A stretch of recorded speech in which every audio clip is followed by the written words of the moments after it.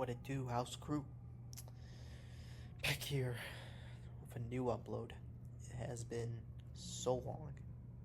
And I was gonna make prediction videos for the Apex events, and honestly, I just didn't feel like it. I didn't feel like recording. And it sucks because I really do want to record, but with the circumstances I'm in, it's hard to record. But it could change next week, where I am moving back to Florida. I can have my own place, so it's gonna be nice, and I'm really looking forward to it because it's gonna be where I'm gonna be more consistent on my YouTube channel for sure. But let's start with the UFC 319 predictions, man. This took me a while. This took me a while to predict. It took me like a whole month to make predictions for this event, and honestly, there's gonna be some picks on here that I'm gonna be fading some people that I would pick, and I think you guys might either hate me and call me casual, or you're gonna think I'm a genius. That's how these picks are gonna go. First, we'll start with the early prelims, go all the way down. Yeah, so the early prelims, we'll start because they do have couple fights, loading up right here. We got using the GOAT Squad template. Make sure if you want to take a screenshot, use this. This is a good one. So it's made by Big Onk Laser on YouTube. His name is Uncle MMA. I'll put his details in the description. But this is the template he made. It's a really nice template. You can use it. Shout out GOAT Squad picks. It's me and 14 other people. We make picks, and we all tend to do good. So that's what I'm really looking forward to. So yeah, but we'll start with the Ultimate Fighter finales. So we got Don Checo versus Cezinando. I'm gonna go with Don Checo. And for the tough finale for the flyweights, I'm gonna go with Idris. That's all I'm gonna say. Next, let's move on to the early prelims. We got Kareem Silva versus Dion Barbosa.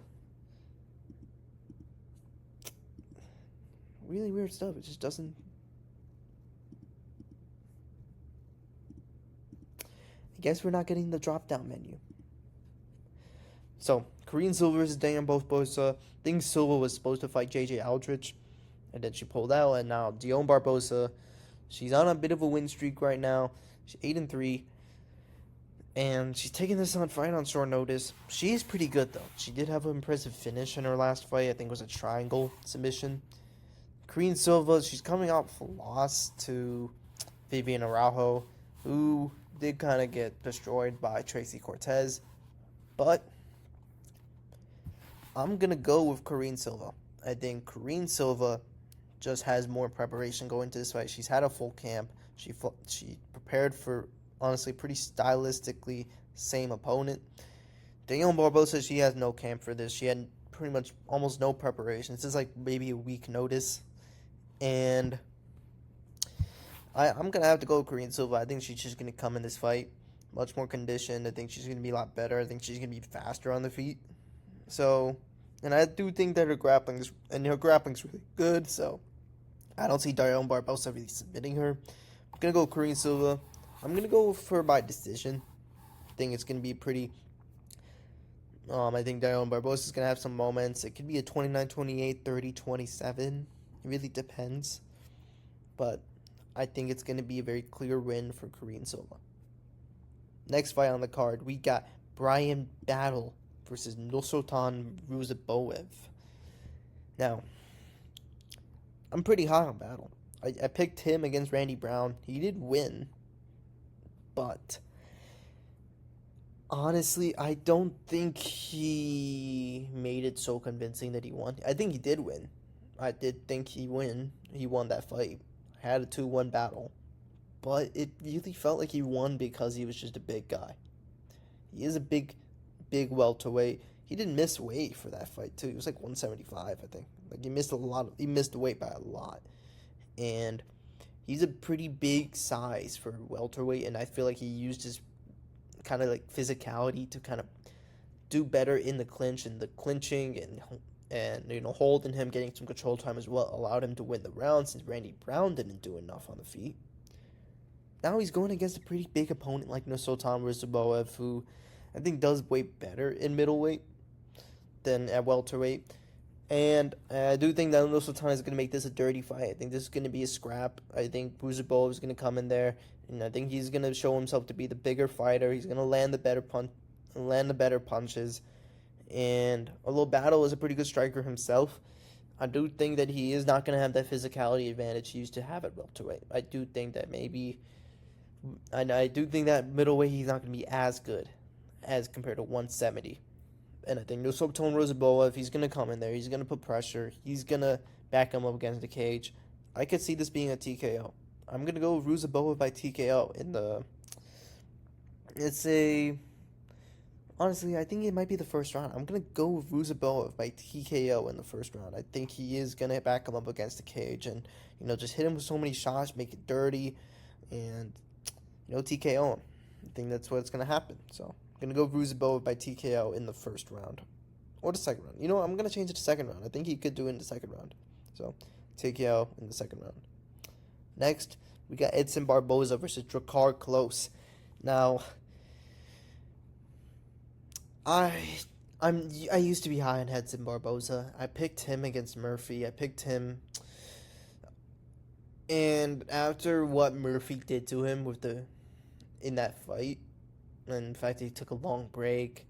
He was supposed to fight Steve Garcia when he was ranked in featherweight. He was supposed to fight Steve Garcia in Seattle. Didn't work out. And honestly, I would have picked Steve Garcia against him to win.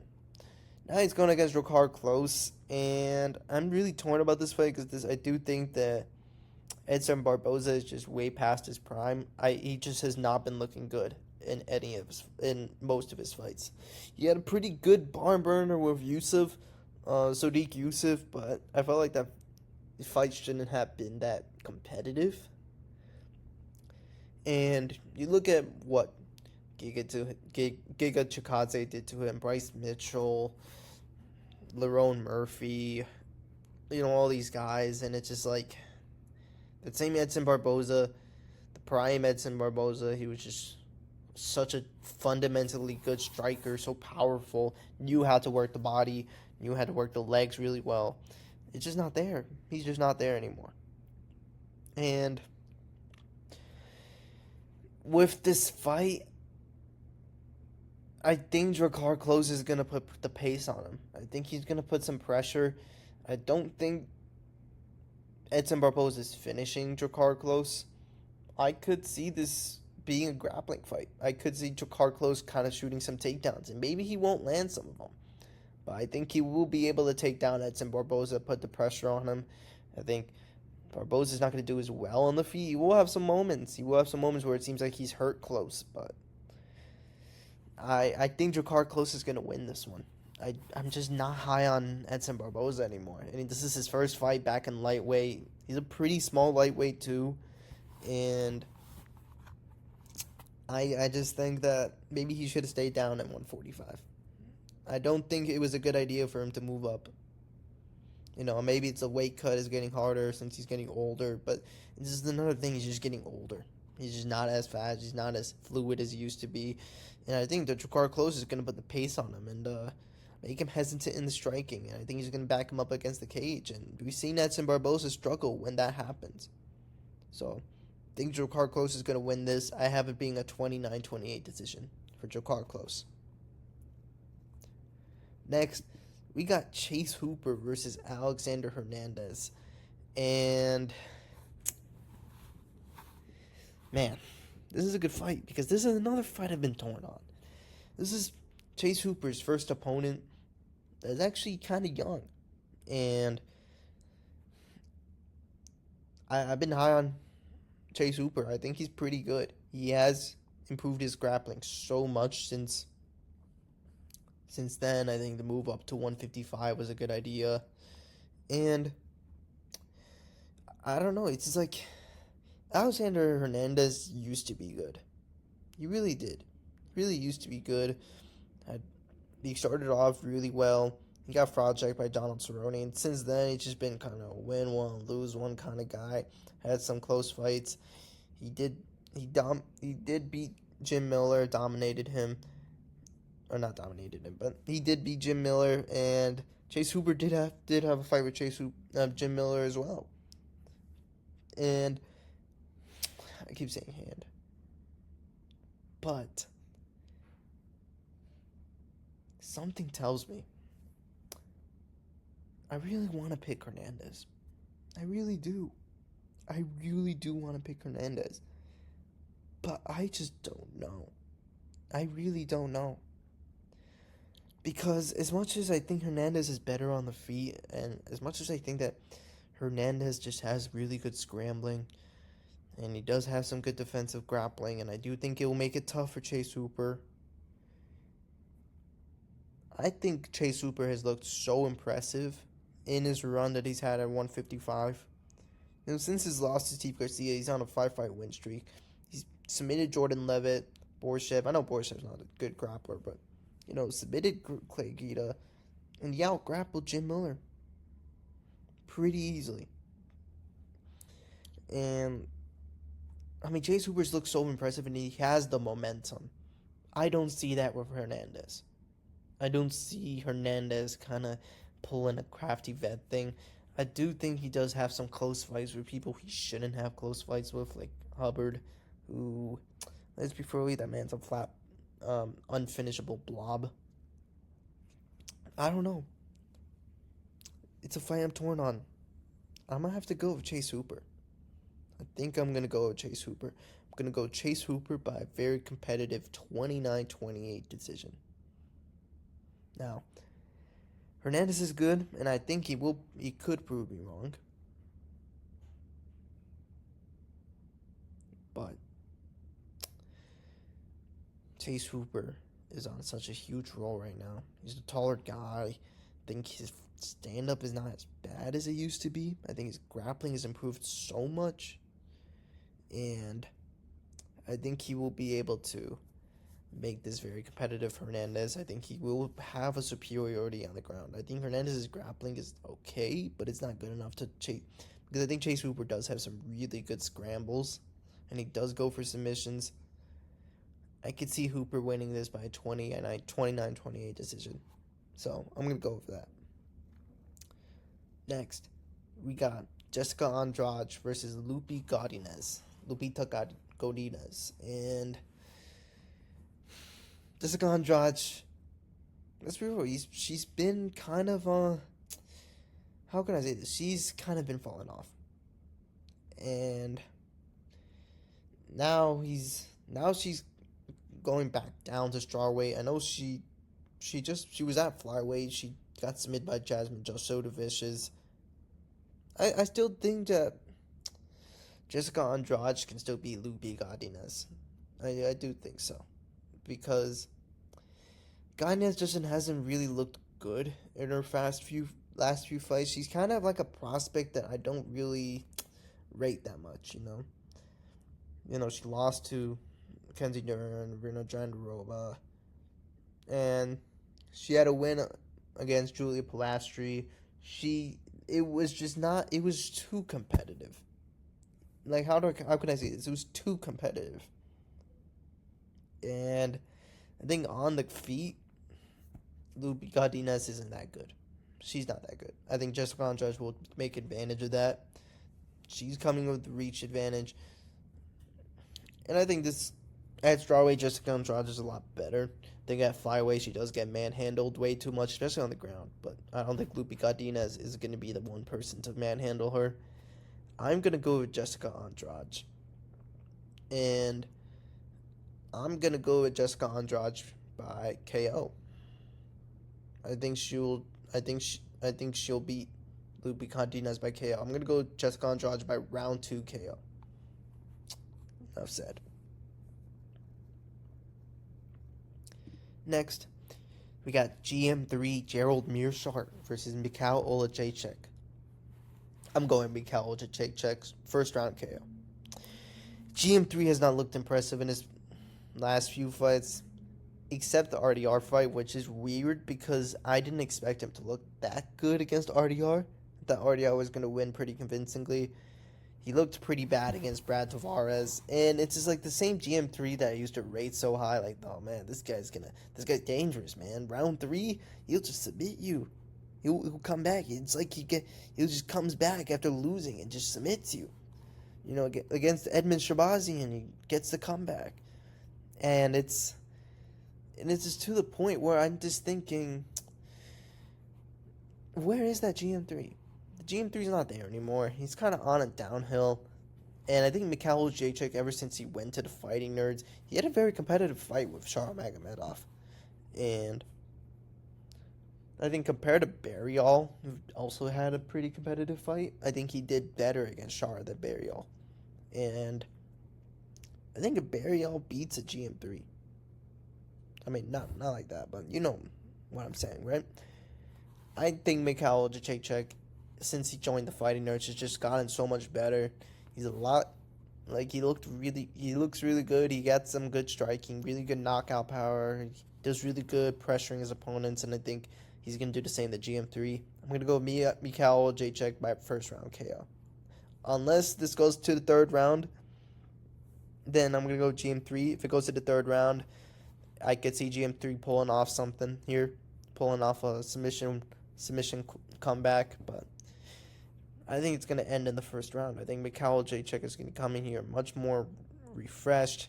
He's now kind of on a bit of momentum, and I think he's going to make a statement. I think he's going to get a KO in the first round. And it sucks because GM3 is from Chicago. I'm from Chicago, but you know, sorry GM3, man. I gotta go with Mikhail, bro. So Mikhail or Jacek by first round KO. Now we got Bobby Green. I'm not calling him King Green. Don't ever make me. I'm never calling him that. I'm going Bobby. I'm fucking up these words, bro. Bobby Green versus Diego Ferreira. I'm gonna go with Diego Ferreira.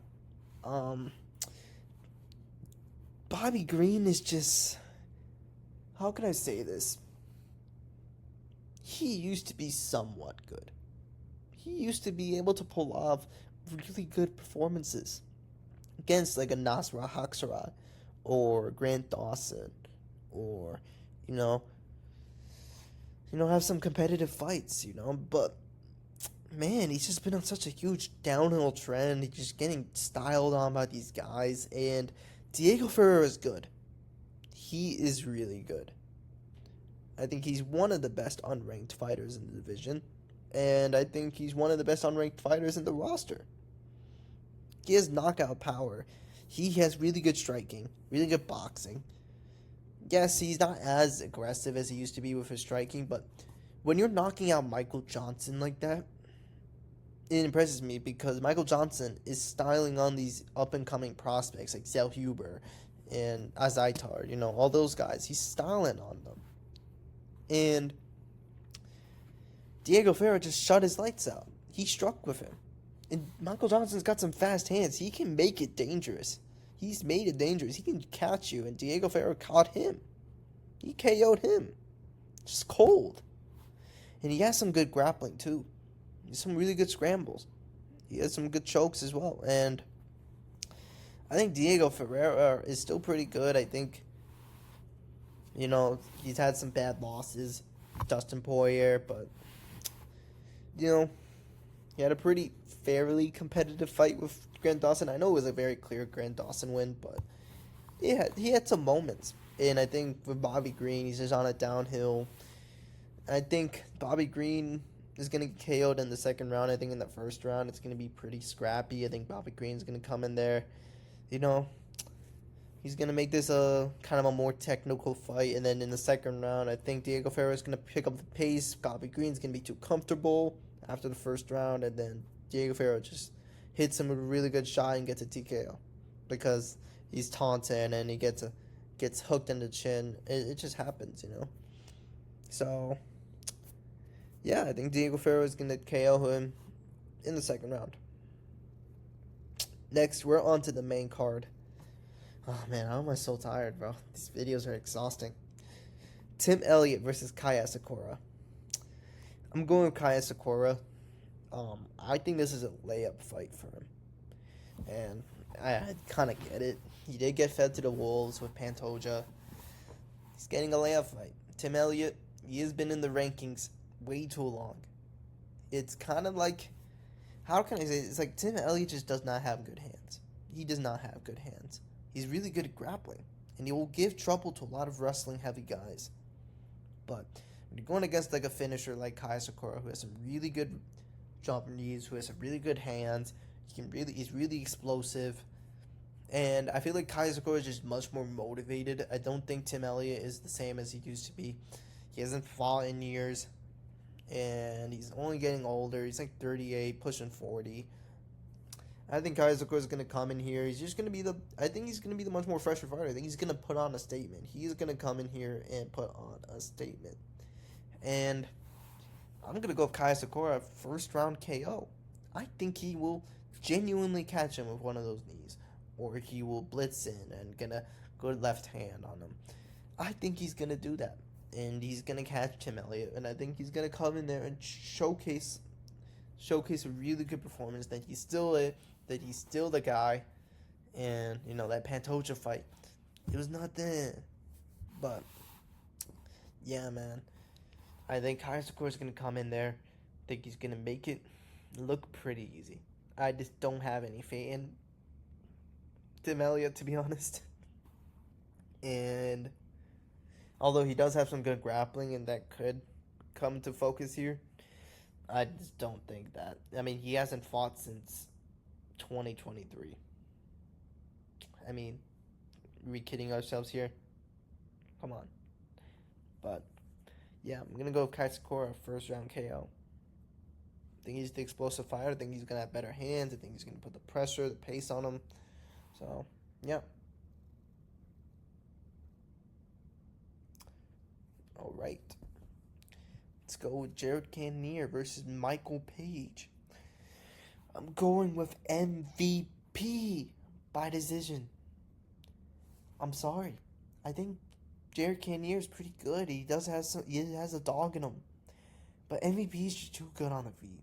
He's just so good on the feet. And although Jared Cannonier does have some good grappling, I think he kind of does let himself down, and he doesn't do the right things.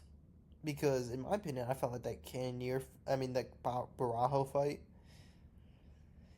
I felt like Cannonier could have definitely swayed it towards his way, but he kind of fumbles it. He kind of fumbles these type of fights. And then you look at the Gregory Rodriguez fight, which was an impressive win, but Gregory Rodriguez was beating the shit out of him in the first round. And I think what happened was Gregory Rodriguez just gassed because he was putting so much of a pace on Jared Cannonier, trying to finish him, and he just gassed. Michael Page won't have that problem. He doesn't really gas. He does gas a bit in the third round because he's moving all the time. But Michael Venom Page is very calculated. He has really good striking. And the way he enters in, it's kind of hard to counter him. It's hard to counter him when he gets in there because, one, you counter him, he will counter you back because he knows you're going to counter him. Or two, you don't counter him and he's going to just hit you anyways. Ian Gary had no choice, nothing for him on the feet. He had nothing. He had to wrestle to win. Because I think if he didn't grapple, he would have lost that fight 30-27. And Ian Gary, he is a very technical guy, and I do think he does have some underrated grappling. Something that does go into this fight. People think, oh yeah, Ian Gary took him down. Jared Cannonier could do it too. I think Ian Gary is very technical. And Jared Cannonier tries to be very technical. And he's not. And he shouldn't be. But he will. And he's only getting older. He's not as good as he used to be. And I just do think that MVP is just way bigger. He's just going to be faster, way bigger. He's going to be probably more powerful at 185 now. I mean, the way he dominated Sharmagomedov was just crazy. And that was his first fight at 185 against a guy who was undefeated, and he just dominated him. I think he's going to do the same to Jared Cannonier. So I'm going to go with Michael Venom Page by decision. Think he's going to outstrike him. Think he's going to land some good hits. Get it 30-27. Next, we got the feature bout. Jeff Neal versus Carlos Prates. I'm going with Carlos Prates. I think Jeff Neal just... I think Carlos Prates is very underrated. And I say this because people counted him out after he lost to Ian Gary. But the way he lost to him just doesn't sit right with me because those last 2 rounds, Ian Gary did not look good at all. And it's weird because how are you looking that bad against a guy who's never even went to the 4th round? He never even went to the 3rd. And now it's like, I think people are kind of counting out. They're thinking, Jeff Neal, he could do something. He has some good boxing. But I do think Carlos Prates does have some decent defense.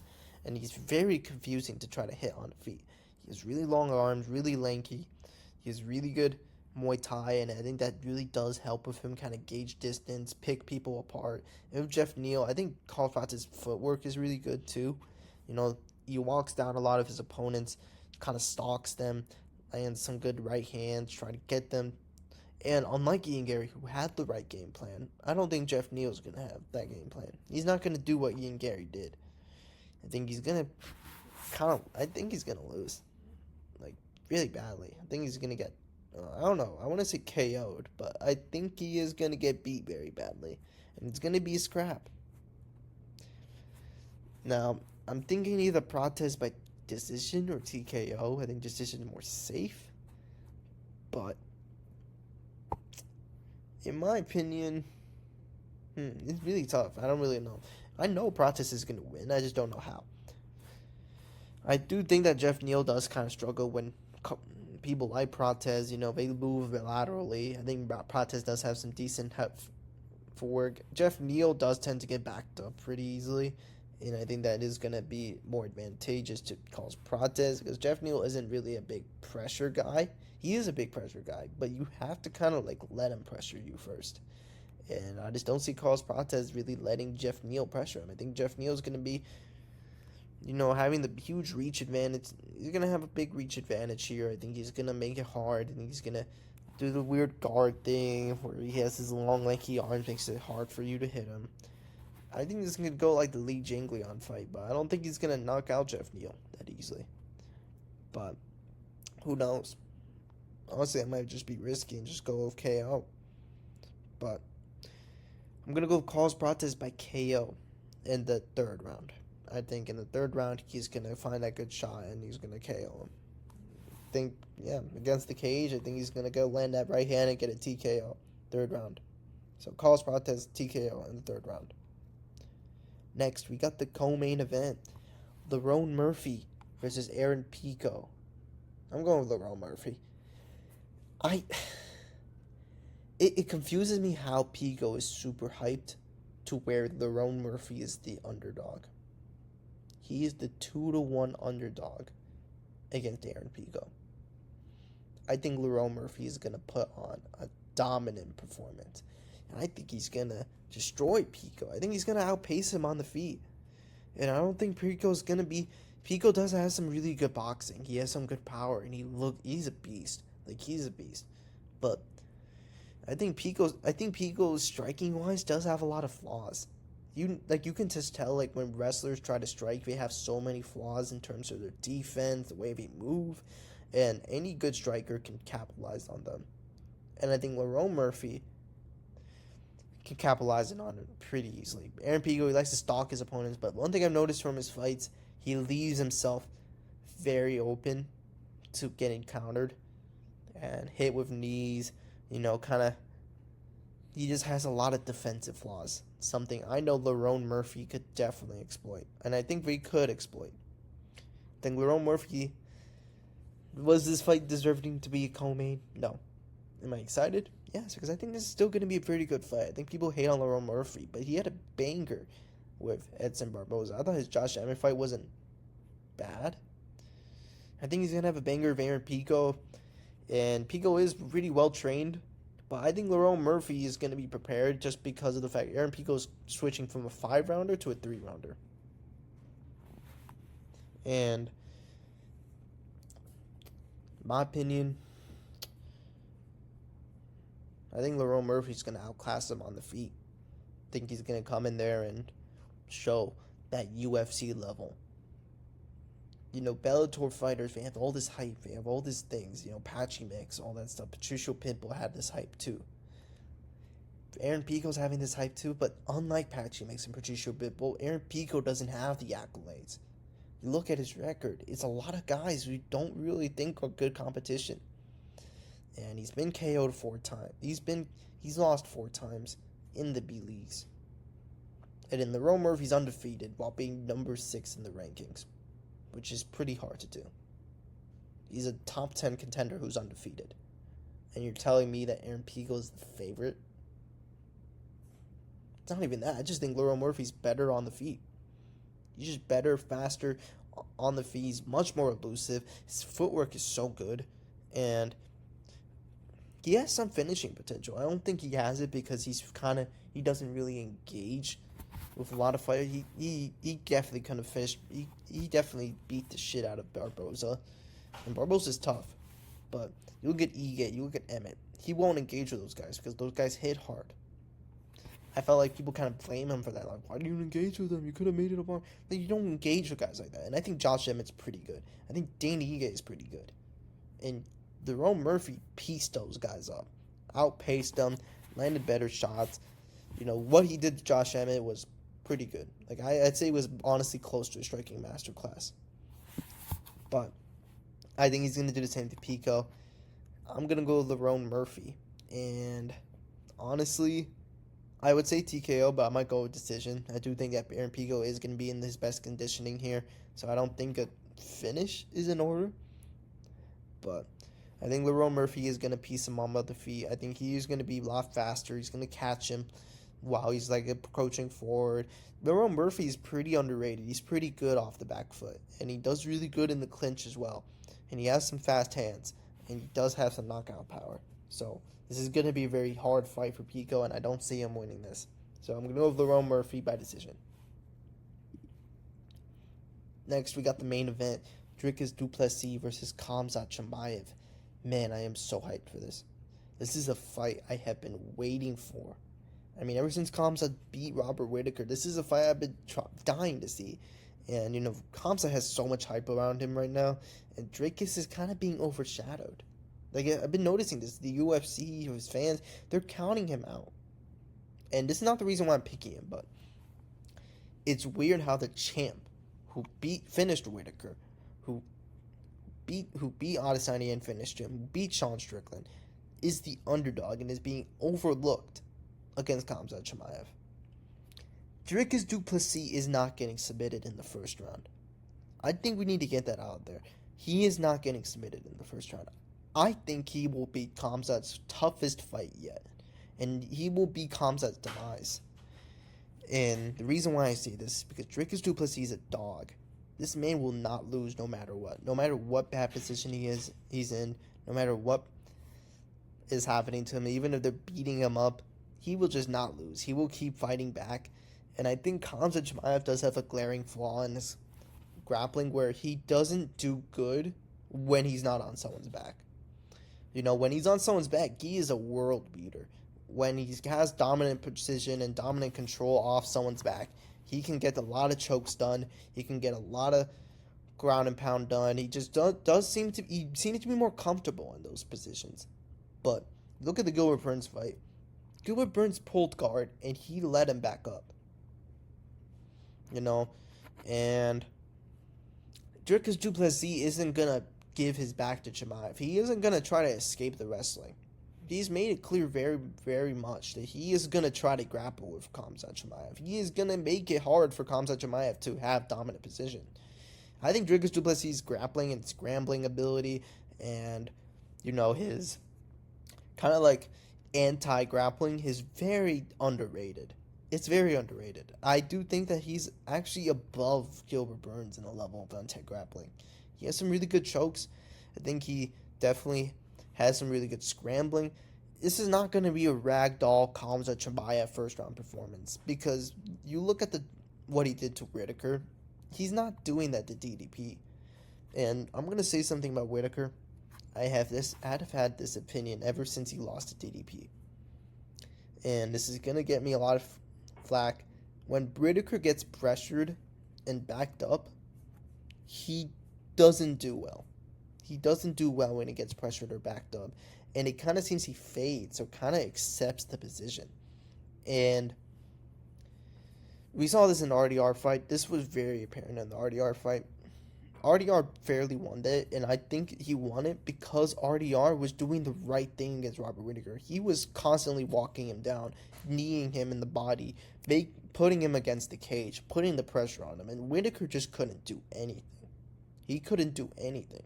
He looked like a deer in headlights in rounds 4 and 5, and it's kind of weird to see Whitaker not really being able to do anything. But same thing happened with DDP. Whitaker had some moments in that fight, but DDP was dominating that whole fight. I mean, Whitaker took him down, but Dricus got up very easily, and then afterwards took him down, and then he batted him up. He beat him up on the ground in round 1, and then when it became round 2, it was just kind of over. I just felt like Whitaker just, he got hit with a jab, and then afterwards, he kind of just backed up. He didn't have anything to do. He couldn't do anything. He couldn't fight back, and then Dricus was able to get a finish. And I think that's very underrated. The fact that Dricus was able to finish Whitaker that easily and dominate him that easily when that man was the number 1 contender. He's only lost to Adesanya in a very close fight. And Khamzat, it's weird because that Whitaker fight, he was doing good, but Whitaker was doing so well defending the grappling. He never let Khamzat. He had Khamzat on his back, and he was doing pretty well defending the grappling. But, Khamzat, he locked up a choke on his chin. Robert Whitaker's teeth gave in, and he tapped instantly. You think Dricus' teeth are not going to give in like that?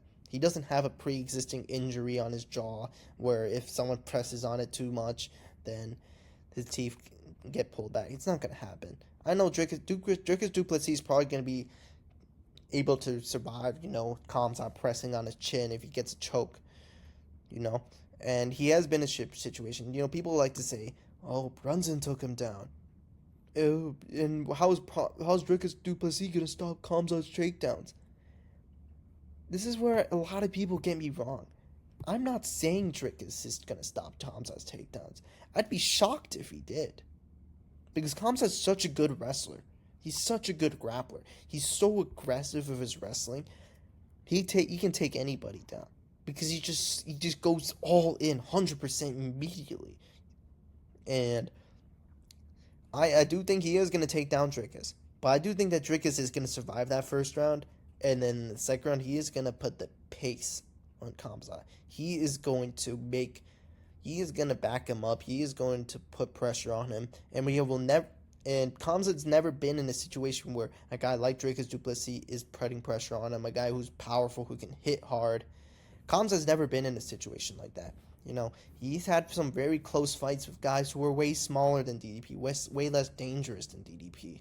And he's gotten hurt by guys who hit way less than DDP.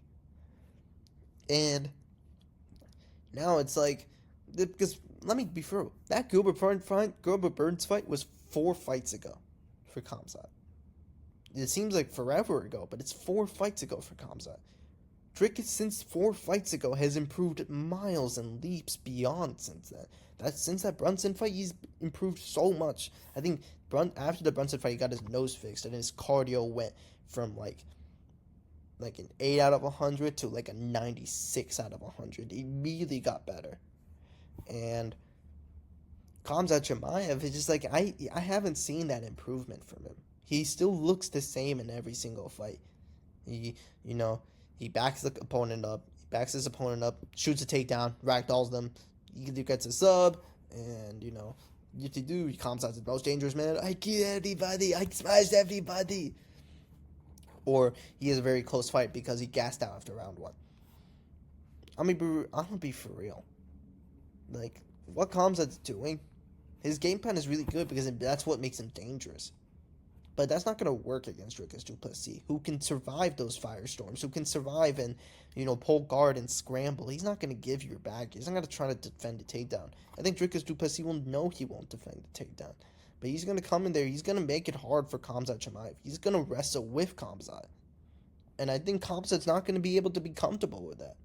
Khamzat's not going to come in there and be like, and he's not going to be okay, fighting when someone is pulling guard. He's not going to be okay when someone's trying to scramble back and try to wrestle him. He's not going to be okay with that. And it's not like Dricus can't wrestle. He can. It's not like Dricus is so much smaller than Khamzat. He can't take him out. Dricus and Khamzat are the same height. Only that Khamzat's a bit skinnier and taller. Which honestly is worse. Because that gives Dricus more leverage to wrestle him. And Khamzat's never been put in a situation where a guy like Dricus, who's way bigger, who's way stronger, and way more prime version compared to Gilbert Burns and Kamaru Usman, to give him that hard fight. This isn't a Whittaker. Dricus isn't Whittaker.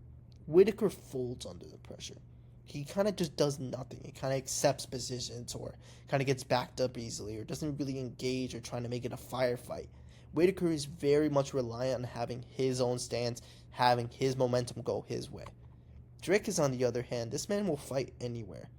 This man will fight even if he's losing brutally. He will keep coming at you and he will keep trying to fight you. It's like he's like a rabid animal in the cage. And Khamzat's a rabid animal too, but I think he's out of his depth in this fight.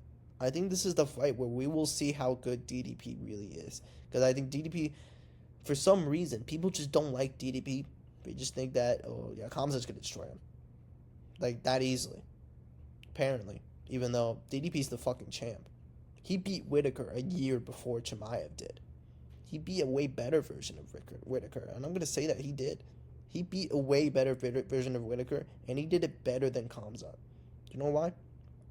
Because, let's be for real, Dricus destroyed Whittaker at his bread and butter, in his striking. He destroyed him on the feet. He grappled with Whittaker, and he destroyed him on the grappling too, but he KO'd him. Only Adesanya did that once in 2019. And since then, Whittaker was like, 4-1? He was like 4-1. And he was the number one contender. And since then, Dricus has had so many impressive performances, finishing Adesanya, dominating Strickland. And Khamzat, in the meantime, has a win over Whittaker. But it just does not convince me that you're going to ragdoll Dricus. I do see him dominantly controlling him, but I think Khamzat is going to be uncomfortable in that octagon with him. I don't think Khamzat's going to have a smooth sailing win. And if he does, who's going to stop him? I will give him his props. If he submits Dricus du Plessis in round 1, I cannot I cannot say that this guy isn't the best of all time right now. Like, I can't. Like, if Khamzat destroys Dricus and submits him in round 1, nobody beats him. Nobody does. Because that would be the biggest thing that's ever happened. To submit a guy like Dricus du Plessis in the first round, like, that would be insane. And, there's all this fight week paranoia. Khamzat's this. I don't know, man. Khamzat might win. And then, it affects people's picks. And it makes them switch from Dricus to Khamzat. I was leaning towards Dricus the moment Khamzat won that Whittaker fight. I was leaning towards him when Khamzat was in the title talks after Dricus defended against Sean. I was with Dricus the whole time, and now it's here. The fight week's here. I'm gonna be real. I'm not falling for this propaganda. I'm not falling for he's training with Calvetti, who made TJ have this on God tier cardio, and I'm not falling for that shit. I do think that Dricus is gonna beat Khamzat's first loss, and I think he's gonna beat him badly. I think Dricus is gonna survive that first round. I think he's going to make it hard. I think Khamzat's going to be out of his depth in the second round. He's going to realize this is a guy who literally will not lose. And that's a fact. Khamzat is not going to... Khamzat is not going to easily ragdoll Dricus. He's not going to submit him in the first round. And as the fight goes on, Kamzat may have the cardio to keep going 5 rounds, but he doesn't have the experience. He doesn't have the heart and the grit to go 5 rounds. Or Dricus. Dricus gets better as the fight goes on. It's weird because you think Dricus is getting tired, but he just gets better. He gets much more clearer, and he just inches closer to a finish in the later rounds. And with Kamzat, we have seen him get tested against way lesser guys. Let's be for real. Usman, on a few days' notice, made that fight a draw. On a few days' notice, after getting 10-8'd by Kamzat, almost submitted in the first round, and in the next in rounds 2 and 3, he beat Kamzat. He won rounds 2 and 3. Gilbert Burns, same thing with him too. Gilbert Burns, okay, I said this before. Gilbert Burns pulled guard and Kamzat led him up. Kamzat's only comfortable with the grappling if he is on your back. And we have seen this in every single one of his fights. If he doesn't have that dominant control in the position, he doesn't engage. He doesn't get comfortable with that. And Dricus is not going to be giving up his back. He's not going to be trying to escape the takedowns. He's going to be scrambling with him. He's going to be trying to take down him. He's probably going to sprawl. And, he's probably going to just put pressure on Kamzat. He's going to make this a dogfight. And when people have made it a dogfight against Kamzat, in 3-rounders, it's been very close. In a 5-rounder, where Dricus has had the experience and the fortitudes and the impressive performances, I think he wins this. So, yeah, I'm going to go Dricus by round 4 TKO. Anyways, that'll be all. See you in the next one.